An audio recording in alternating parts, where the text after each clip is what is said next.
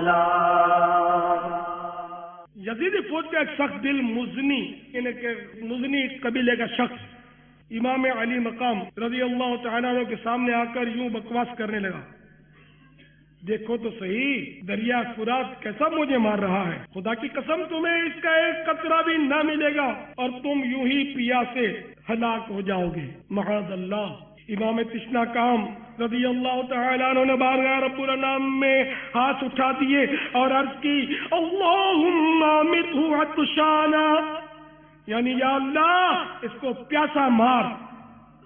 امام علی مقام کے دعا مانتے ہی اس بے حیا مزنی کا گھوڑا بدک کر دوڑا، مزنی پکڑنے کے لیے اس کے پیچھے بھاگا، پیاس کا غلبہ ہوا، اس شدت کی پیاس لگی کہ العطش العطش، ہائے پیاس ہائے پیاس پکارتا تھا، مگر پانی جب اس کے منہ سے لگاتے تھے تو ایک قطرہ بھی پی نہ پاتا تھا، یہاں تک کہ اسی شدت پیاس میں تڑپ تڑپ کر مر گیا. امام علی مقام کی شان ایک شاعر اس طرح بیان کرتا ہے، ہاں مجھ کو رکھو یاد میں حیدر کا پسر ہوں، ہاں مجھ کو رکھو یاد میں حیدر کا پسر ہوں، اور باغ نبوت کے شجر کا میں ثمر ہوں، اور باغ نبوت کے شجر کا میں ثمر ہوں. میں دیدائے ہمت کے لیے نور نظر ہوں، پیاسا ہوں مگر ساقی کوثر کا پسر ہوں.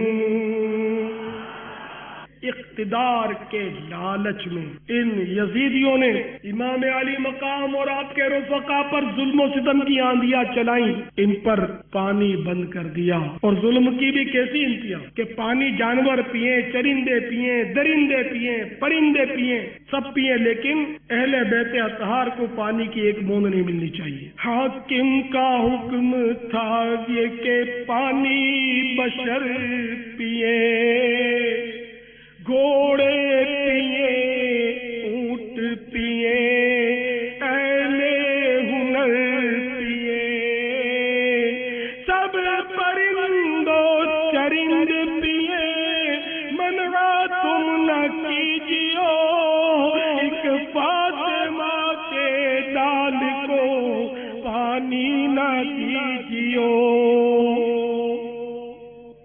انہوں نے امام علی مقام اور آپ کے قافلے پر پانی بند کر دیا، لیکن اس کے باوجود ایک ایک اہل بیت کے جانثار نے یزیدیوں کا ڈٹ کر مقابلہ کیا اور لاشوں کے انبار لگا دیے.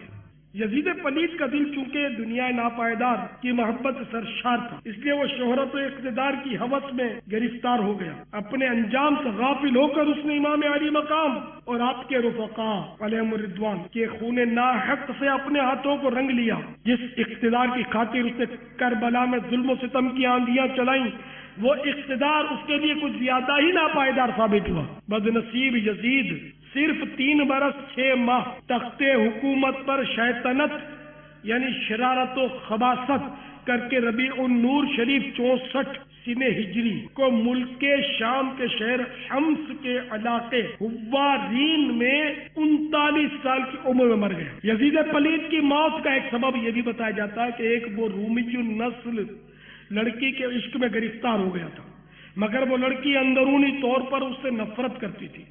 ایک دن رنگ رلیاں منانے کے بہانے اس نے یزید کو دور ویرانے میں تنہا بلایا. وہاں کی ٹھنڈی ہواؤں نے یزید کو بدمست کر دیا. اس دوشیزہ نے یہ کہتے ہوئے کہ جو بے غیرت و نابکار اپنے نبی کے نواسے کا غدار ہو وہ میرا کب وفادار ہو سکتا ہے، خنجر آبدار کے پائے در پائے وار کر کے چیر پھاڑ کر اس کو وہیں پھینک دیا. چند روز تک اس کی لاش چیل کبوں کی دعوت میں رہی.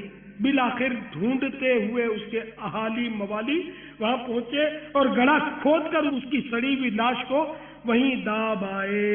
وہ تخت کس قبر میں، وہ تاج کہاں ہے، اے خاک بتا زور یزید آج کہاں ہے؟